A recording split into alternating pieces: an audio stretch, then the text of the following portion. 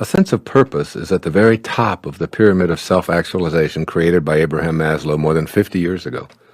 Through his research, Dr. Maslow discovered that those who feel purposeful are living the highest qualities that humanity has to offer.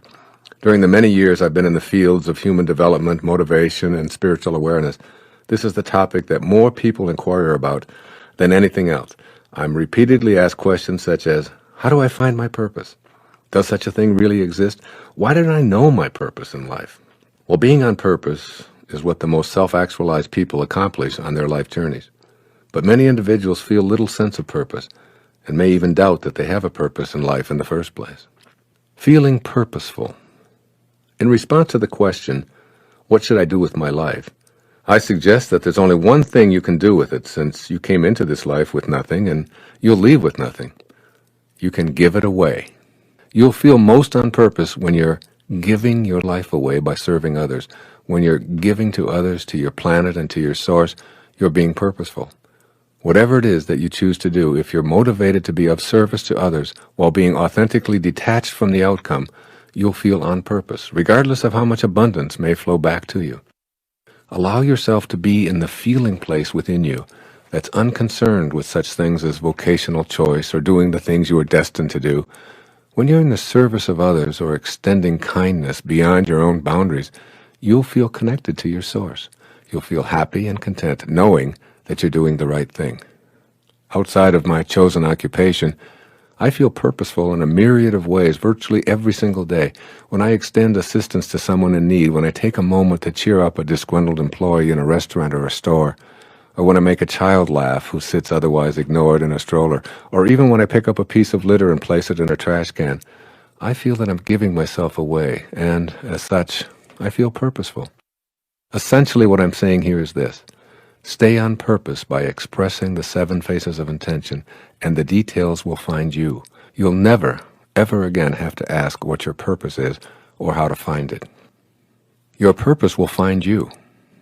What thoughts do you have that inhibit you from feeling as if you're on purpose in your life? For instance, if you think that you're separate from your purpose and that you're drifting without direction throughout your life, then that's precisely what you'll attract. Suppose instead that you know this is a purposeful universe where your thoughts and your emotions and your actions are all a part of your free will and are also connected to the power of intention. Suppose that your thoughts of being purposeless and aimless are really a part of your purpose. Just as the thought of losing someone you love makes you love them even more, or an illness makes you treasure your health, supposing that it takes the thought of your unimportance to make you realize your value. When you're awake enough to question your purpose and ask how to connect to it, you're being prodded by the power of intention. The very act of questioning why you're here is an indication that your thoughts are nudging you to reconnect to the field of intention. What's the source of your thoughts about your purpose? Why do you want to feel purposeful? Why is a sense of purpose considered the highest attribute of a fully functioning person? The source of thought is an infinite reservoir of energy and intelligence. In a sense, thoughts about your purpose are really your purpose trying to connect to you.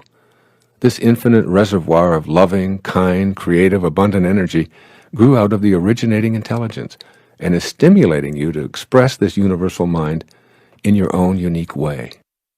Your silent inner knowing. Esteemed psychologist and philosopher William James once wrote, quote, "In the dim background of our mind, we know meanwhile what we ought to be doing, but somehow we cannot start. Every moment we expect the spell to break, but it does continue pulse after pulse, and we float with it," unquote. In my experience as a therapist and as a speaker talking with thousands of people about their lives, I've come to the same conclusion.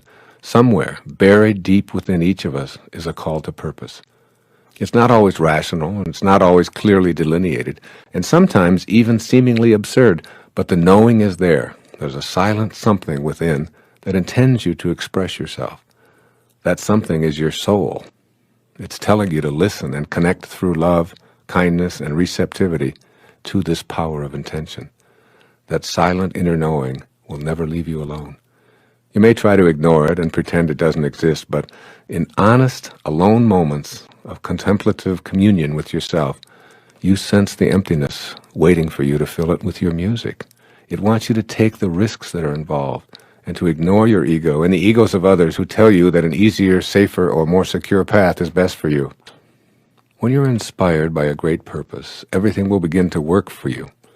Inspiration comes from moving back in spirit and connecting to the seven faces of intention. When you feel inspired, what appeared to be risky becomes a path you feel compelled to follow. The risks are gone because you're following your bliss, which is the truth within you. This is really love working in harmony with your intention. Essentially, if you don't feel love, you don't feel the truth, and your truth is all wrapped up in your connection to spirit.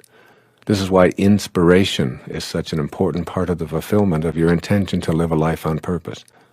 You may think it's too risky to give up a salary, a pension, job security, or familiar surroundings because of a dim nightlight in your mind that draws you to see why it's turned on. I suggest that there are no risks at all if you pay attention to that light, which is your knowing.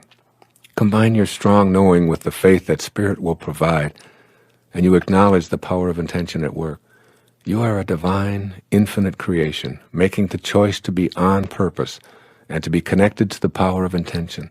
It all revolves around your being harmoniously connected to your source.